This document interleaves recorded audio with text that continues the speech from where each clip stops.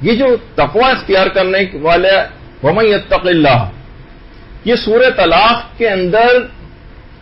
دوسری، چوتھی اور پانچویں آیت کے اندر بار بار یہی کلمہ ریپیٹ ہوا ہے، اور نئے نئے فائدوں کے ساتھ ریپیٹ ہوا ہے۔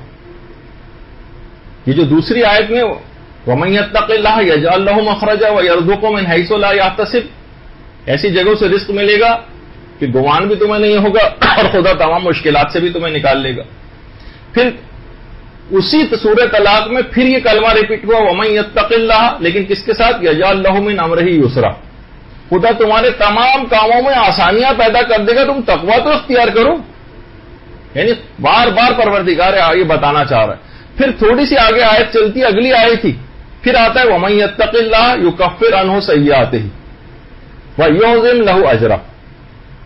کہ تمہارے تمام گناہوں کو بھی پروردگار بخش دے گا، تم تقویٰ تو اختیار کرو، تمہارے لیے اجر عظیم اس نے